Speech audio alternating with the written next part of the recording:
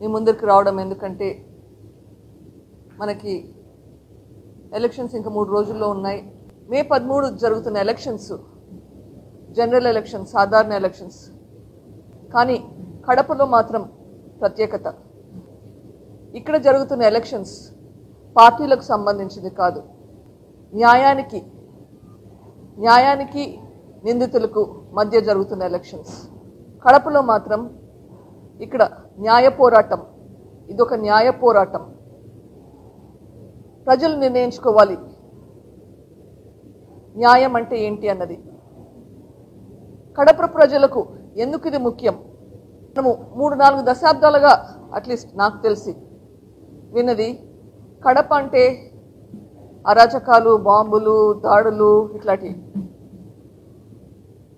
మళ్ళీ అట్లా పోతుందా లేదా మనము అభివృద్ధి వైపు ఉన్నామా అన్నది ప్రజలు నిర్ణయించుకోవాలి. ఈ ఎలక్షన్స్ మన కడప ప్రజలే కాకుండా రాష్ట్రమంతా చూస్తుంది. రాష్ట్రమే కాదు, దేశమంతా చూస్తుంది, ప్రపంచమంతా చూస్తుంది. కడప ప్రజలు ఏమి నిర్ణయించుకోబోతున్నారు అన్న ప్రశ్నకు మొత్తం ప్రపంచమంతా చూస్తుంది. ఇది కడప ప్రెస్టీజ్కి సంబంధించింది. కడపలో న్యాయం ఉంటుంది, కడపలో న్యాయం గెలుస్తుంది అన్న కడప ప్రెస్టీజ్కి సంబంధించింది. సో మొత్తం లోకమంతా, ప్రపంచమంతా చూస్తుంది. సో జగన్మోహన్ రెడ్డి గారు చెప్తున్నారు, అవినాష్ రెడ్డి గారు కొన్ని ఇంటర్వ్యూస్లో చెప్పారు, సుదీర్ఘంగా ఎక్స్ప్లెయిన్ చేశారు. ఆయన చెప్పింది నమ్ముతున్నాను అని చెప్పారు.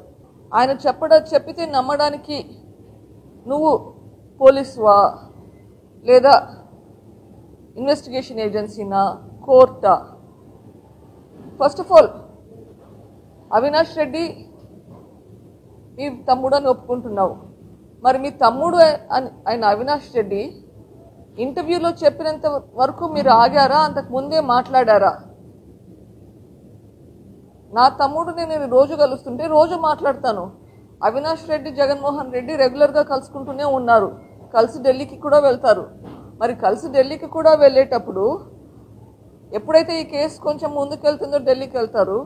మరి టీవీ ఇంటర్వ్యూలో మాత్రమేనా అవినాష్ రెడ్డి చెప్పింది వినేది? దాని గురించి మళ్ళీ మీరు క్రాస్ క్వశ్చన్ చేయరా? ఆయన చెప్పింది విని నమ్ముతారా? మరి ఆయన చెప్పింది విని నమ్ముతుంటే ఇక్కడ పక్కన ఇంకో చెల్లెలు కూడా చెప్తుంది కదా, మరి ఇదెందుకు నమ్మడం లేదు? నేను చెప్పేది మీకు, నా ఆవేదన మీకు కనిపించట్లేదా? 5 సంవత్సరాలుగా మీకు అపాయింట్మెంట్ కోసం కూడా అడుగుతుంటే మీరు అపాయింట్మెంట్ కూడా ఇవ్వకుండా, మీకు చీఫ్ మినిస్టర్గా మీకు లెటర్లు రాస్తే దానికి కూడా రెస్పాండ్ లేకుండా, మీరు నిందితుడి వైపు, నిందితుడు ఏది చెప్తే అది కూడా టీవీలో చెప్పింది, ఇంటర్వ్యూలో చెప్పింది అంటున్నారు. మరి మీరు చిన్నాన్న హత్య కేసులో మీ బాధ్యత ఏంటి? చీఫ్ మినిస్టర్గా మీ బాధ్యత ఏంటి? చిన్నాన్నగా కొడుకుగా మీ బాధ్యత ఏంటి? కొంచెం విచారించాల్సిన పని లేదా? ఎవరో టీవీ ఇంటర్వ్యూలో చెప్పింది మాత్రమే నమ్ముతారా? ఇది ఎక్కడ న్యాయం అండి? వివేకానంద రెడ్డి గారి గురించి మీకు అసలు ఏమీ తెలియదా? ఇప్పుడేదో కొత్తగా తెలిసినట్లు మాట్లాడుతున్నారు. ఆర్ కోర్టులో మ్యాటర్స్ సబ్జుడిస్. మరి కోర్టులో మ్యాటర్స్ సబ్జుడిస్ ఉంటే నవంబర్ 2021లో అసెంబ్లీలో మీరు అవినాష్ రెడ్డి గారికి కంప్లీట్గా నిరపరాధ అన్నట్టుగా క్లీన్ చిట్ ఇచ్చారు. అప్పుడు అది మ్యాటర్ సబ్జుడిస్ కాదా? ఇప్పుడు ఇది మ్యాటర్ సబ్జుడిస్ కదా? ఇప్పుడు కోర్టులో సబ్జుడిస్ అయితే మీరు ఎట్లా క్లీన్ చిట్ ఇస్తున్నారండి? మీరు ఇంకా ఈరోజు ముఖ్యమంత్రి గారుగా ఇస్తున్నారా ఈ స్టేట్మెంట్, లేదా తమ్ముడిగా ఇస్తున్నారా, అన్నగా ఇస్తున్నారా? అప్పుడు కోర్టులలో లేదా? అప్పుడు ఇన్వెస్టిగేషన్ నడవట్లేదా? మీకు కావాల్సినప్పుడు మీరు మాటలు మీ సైడ్కి మార్చుకుంటే ఎట్లండి? కానీ సిబిఐ చెప్తుంది, నేను చెప్పే మాటలు కూడా సిబిఐ చెప్పే మాటలే చెప్తున్నాను, నా సొంత మాటలు కాదు. సిబిఐ ఏది కోర్టులో చెప్పిందో అదే చెప్తున్నాను. అవినాష్ రెడ్డి తరపున ఇన్వెస్టిగేషన్ కంప్లీట్ చేసి సిబిఐ చెప్పింది. సో ఇప్పుడు మీరు చెప్పేది నిందితుల వైపు ఒత్తాసు పలుకుతున్నారు. అంత పెద్ద ఇన్వెస్టిగేషన్ ఏజెన్సీ కంటే మీరు ఇంకా పెద్ద ఇన్వెస్టిగేటరా? సిబిఐ కంటే మీరు పెద్ద ఇన్వెస్టిగేటరా? ఒక మనిషి చెప్తానే మీకు వెంటనే అది నిజంగా అనిపిస్తుంది. మీరు ఎవరైనా ఏదైనా దొంగతనం చేస్తే ఆ దొంగ నేను దొంగ అని ఒప్పుకుంటారా? నిందితులను అడిగితే నువ్వు చేసావా బాబు అంటే చెయ్యలేదు అని అంటారు. అది సహజం. అది నమ్ముతారు. కానీ సిబిఐ అన్న ఇన్వెస్టిగేషన్ ఏజెన్సీ చెప్తే మాత్రం అది నమ్మరు. డీటెయిల్డ్గా ఆయన ఎక్స్ప్లెనేషన్ ఇచ్చారంటే ఆయన నమ్మాడంట. అదే ఎక్స్ప్లెనేషన్ మీరు సిబిఐకి చెప్పాలి కదా. ఏదైతే ఎక్స్ప్లెనేషన్ ఉందో అది సిబిఐకి చెప్తే సిబిఐ చెప్తారు కదా, లేదు ఆయన నిందితుడు కాదు అని చెప్పి. మరి సిబిఐ ఎందుకు నమ్మట్లేదు? సిబిఐ నమ్మట్లేదు కానీ మీరు నమ్ముతున్నారు. ఇక్కడ ఎక్స్ప్లెనేషన్లు కాదు, సాక్ష్యాలు, ఆధారాలు. సిబిఐ ఎక్స్ప్లెనేషన్స్ మాత్రమే చూడట్లేదు, సాక్ష్యాలు ఆధారాలు చూస్తుంది. మరి జగన్మోహన్ రెడ్డికి సాక్ష్యాలు ఆధారాలు కనిపించట్లేదా? ఇంకొకటి, ఇంతకుముందు దస్తగిరి మాట ఎత్తాడు. దస్తగిరినే చెప్తున్నాడు జగన్మోహన్ రెడ్డినే నాతో మాట్లాడి చేయించాడు అని చెప్పి ఈరోజు, అట్లీస్ట్ నిన్న ఏదో ఇంటర్వ్యూలో. అది మీకు వినపడట్లేదా? మరి మీరు ఎందుకు సాక్షిలో ప్రొద్దున్నే హార్ట్ అటాక్ అని చెప్పారు, దానికి మీరు ఎక్స్ప్లెనేషన్ ఇవ్వట్లేదు. అవినాష్ రెడ్డి ఎక్స్ప్లెనేషన్ ఇస్తున్నారని చెప్తున్నారు. సాక్షి ఓనర్ ఎవరండి? సాక్షి ఓనర్ వైఎస్ భారతిరెడ్డి ఈరోజు, ఇంతకుముందు మీరు. మరి సాక్షిలో హార్ట్ అటాక్ వచ్చింది అని చెప్తున్నారు, దానికి మీరు ఎక్స్ప్లెనేషన్ ఎందుకు ఇవ్వట్లేదు? చెల్లెళ్లకు న్యాయం, తమ్ముళ్లకు న్యాయం, ఇది ఏమన్నా నీ పర్సనల్ అజెండానా? ఇది నీ పర్సనల్ అజెండా కాదు. ముఖ్యమంత్రి గారికి చెల్లెళ్ళు కానీ తమ్ముళ్ళు కానీ it's not a personal agenda. ఇది న్యాయం, న్యాయం ధర్మం. న్యాయం ధర్మం అంటే గన ఇది శాంతి భద్రతలకు సంబంధించింది. శాంతి భద్రతలకు సంబంధించినంత వరకు మీరు న్యాయం వైపు ఉండాలి, ధర్మం వైపు ఉండాలి. అక్కడ చెప్పేది, సిబిఐ చెప్పేది ఎవరు నిందితులు అని చెప్పేసి. మీరు చీఫ్ మినిస్టర్గా నిందితుడు వైపు ఉన్నారు. చెల్లెల్లా అంటారా? అది పర్సనల్ ఇష్యూ. మీరు చెల్లెలకు సపోర్ట్ ఇస్తున్నారా లేదా నేను అది మొత్తం లోకానికి అంతా తెలుస్తుంది ఎంత మాత్రం సపోర్ట్ ఇస్తున్నారో చెల్లెళ్ళకి. మీ చెప్పే మాటలు ఒకటి, చేసేది ఒకటి. ఇక్కడ ఫస్ట్ ఆఫ్ ఆల్ ఈ విషయం చెల్లెల విషయం కాదు. చెల్లెలు న్యాయం వైపు ఉన్నారు, చెల్లెలు న్యాయ పోరాటం చేస్తున్నారు. మీరు ఉండాల్సింది చెల్లెల వైపు కాదు, న్యాయం వైపు. ఇక్కడ న్యాయం జరగాల్సింది వైఎస్ వివేకానంద రెడ్డి అన్న మర్డర్ కేసులో. ఈ మర్డర్ కేసులో ఇది పర్సనల్ విషయం కాదండి, ఇది లా అండ్ ఆర్డర్ ఇష్యూ. ఇది ఒక మనిషి చనిపోతే ఆ మనిషి చనిపోయినాక ఆ ఇన్వెస్టిగేషన్ జరగడం లేదు, అబ్స్ట్రక్షన్ ఆఫ్ జస్టిస్ జరుగుతుంది. మీరు క్రిమినల్గా బిహేవ్ చేస్తున్నారు ఇక్కడ. అబ్స్ట్రక్షన్ ఆఫ్ జస్టిస్ అంటే మీరు దీంట్లో క్రిమినల్గా బిహేవ్ చేస్తున్నారు. ఆలోచించండి. ఇక్కడ ఇష్యూ వచ్చేసి వైఎస్ వివేకానంద రెడ్డిని హత్య చేశారు. ఆ హత్య వెనకాల సాక్ష్యాలు రావాలి. నిందితులు ఎవరో, దోషులు ఎవరో కనుక్కొని వాళ్ళకి శిక్ష పడాలి. అంతటి మనిషికే న్యాయం దొరకకపోతే ఈ రాష్ట్రంలో ఉన్న ప్రజల సంగతి ఏంటి? అందుకు it is law and order issue. మీరు లా అండ్ ఆర్డర్ ఇష్యూని తీసుకొని పోయి ఇది నా పర్సనల్ ఇష్యూ అంటున్నారు. నేను మళ్ళీ చెప్తున్నాను, this is beyond personal issue. నేను ఇప్పుడు పోరాడేది రాష్ట్రంలో ఇంప్రూవ్మెంట్ కావాలని చెప్పేసి, మన సొసైటీలో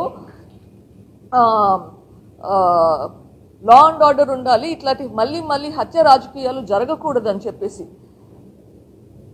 నేను ఫైట్ చేసేది పబ్లిక్ గుడ్ గురించి, నాట్ అ పర్సనల్. ఇది నా పర్సనల్ వెంజాత అయితే గన నేను ఇంకొక రౌడీని పెట్టేసి హత్య చేయించిన వాళ్ళని నరికేయచ్చు. అట్లా చెయ్యట్లేదు, అది తప్పు, అది చేయకూడదు. నేను చేసేది న్యాయ పోరాటం. న్యాయ పోరాటం ఎందుకు చేస్తున్నాను? మన ఊర్లో మన ప్రజలకి న్యాయం జరగాలి అని చెప్పేసి. అగైన్ లోకమంతా చూస్తుంది, ప్రపంచమంతా చూస్తుంది. కడపలో న్యాయం వైపు ఉన్నారా లేదా, ప్రజలు న్యాయం వైపు ఉన్నారా లేదా. ఇంకొకసారి ప్రజలకు అందరికీ గుర్తు చేస్తున్నాను, 2019లో నేను ఇన్వెస్టిగేషన్ రాంగ్ ట్రాక్ పట్టించానంట, పొలిటికల్గా వాడడానికి ట్రై చేశానంట. మీరందరూ సాక్షులు. 2019లో జగన్మోహన్ రెడ్డి ఎప్పుడైతే చీఫ్ మినిస్టర్ అయ్యాడో ఆ తర్వాత ఎవరైనా నేనైనా కానీ నా ఫ్యామిలీ మెంబర్స్ ఎవరైనా కానీ దీని గురించి ఎక్కడైనా పొలిటిసైజ్ చేశామా? మీరు ఆలోచించండి. ఇది అబద్ధం కాకపోతే ఇంకా ఏంటి? మా మీద అలిగేషన్స్ వేయడం ఏంటి? ఇన్ఫ్యాక్ట్ జగన్మోహన్ రెడ్డి గారిని ఎన్నిసార్లు ప్రాధేయపడ్డాము ఇండిపెండెంట్ ఏజెన్సీకి ఇవ్వమని చెప్పేసి. బట్ అదంతా మనకు కనిపించదు.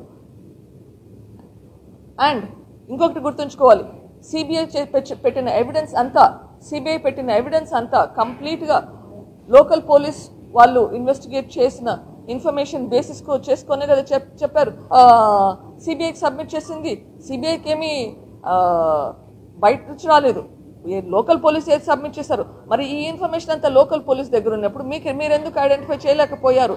అది failure of your system or protection of criminals? మీరు నిందితులు ఉన్నప్పుడు ప్రొటెక్ట్ చేస్తున్నట్లుగా అనిపిస్తుంది నాకైతే. ఎందుకంటే లోకల్ పోలీస్ ఆ ఉన్న ఇన్ఫర్మేషన్ పెట్టుకొని ఎందుకు ఇన్వెస్టిగేషన్ చేయలేకపోయారు? ఎందుకంటే అక్కడ ప్రొటెక్షన్ జరుగుతుంది కాబట్టి.